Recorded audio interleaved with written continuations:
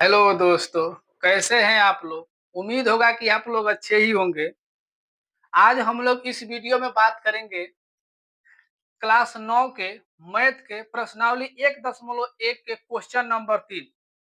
Question number 1, question number 2 पिछली video में रफचिक style में हल कर दिया गया है। क्वेश्चन नंबर 3 को भी आज रफचिक स्टाइल में हल करेंगे, जिसकी वजह से आपको आसानी से समझ में आ जाए। तो आइए इसको हल करते हैं।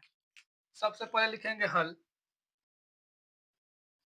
अब प्रश्न क्या कह रहा है कि 3/5 और 4/5 के बीच 5 परिमेय संख्याएं ज्ञात कीजिए। कितनी संख्या का है? 5।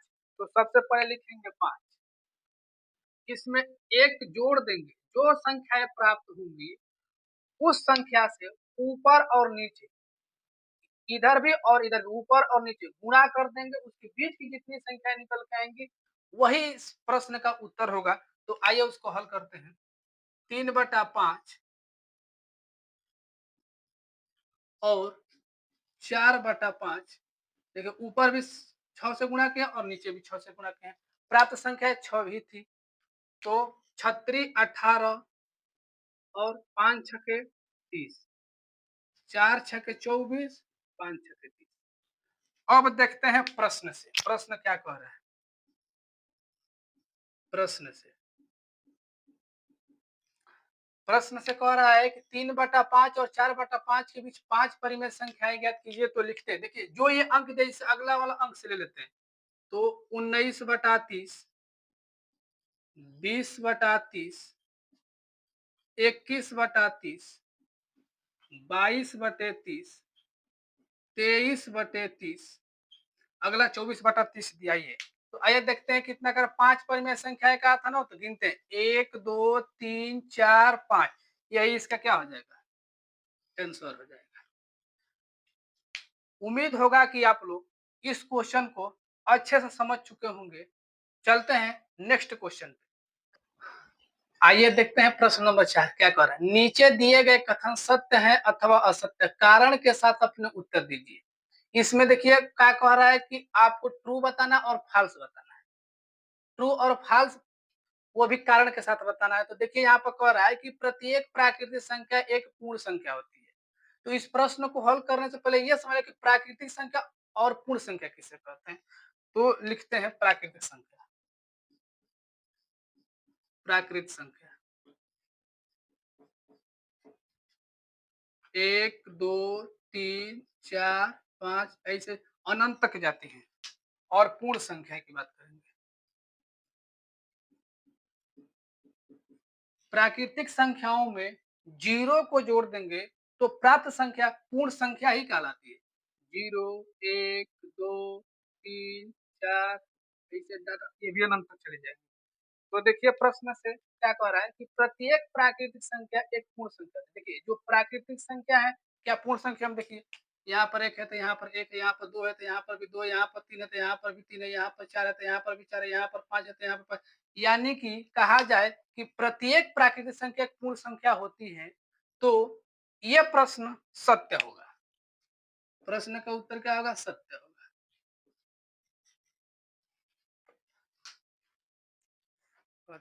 आइए देखते हैं प्रश्न नंबर जो 4 था उसका दूसरा भाग क्या कह रहा है कि प्रत्येक पूर्णांक एक पूर्ण संख्या होती है। पहले समझते हैं कि पूर्णांक किसे कहते हैं। तो लिखेंगे पूर्णांक।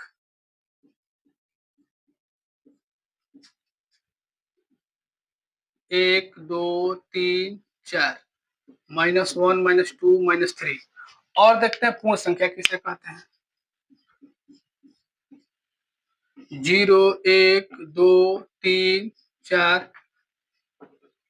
देखिए शून्य तो मान लीजिए कि ये एक मिल रहा है, दो मिल रहा है, तीन मिल रहा है, चार मिल रहा है, लेकिन -1 इसमें कहीं नहीं है, -2 इसमें नहीं है, -3 इसमें नहीं है।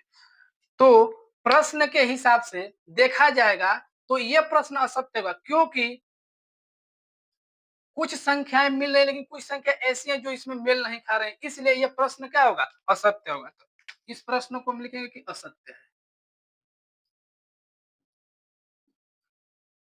उम्मीद होगा कि आप लोग को समझ में आ रहा होगा। अब देखते हैं अगला क्वेश्चन क्या कह रहा है। आइए देखते हैं क्वेश्चन नंबर 4 का तीसरा क्या कह रहा है। प्रत्येक परिमेय संख्या एक पूर्ण संख्या होती है। तो लिखेंगे सबसे पहले देखिए लिखेंगे परिमेय संख्या किसे कहते हैं। परिमेय संख्या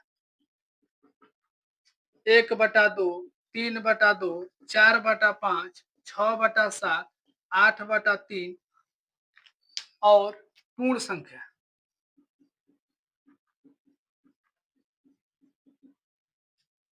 जीरो, एक, दो, तीन, चार, पाँच, कुछ इस प्रकार से। तो जो ये परिमेय संख्या दिखाई दे ये भिन्नात्मक है, जबकि पूर्ण संख्या भिन्नात्मक नहीं है। इस कारण ये प्रश्न भी क्या होगा? असत्य होगा। तो लिखेंगे ये प्रश्न क्या होगा? असत्य होगा।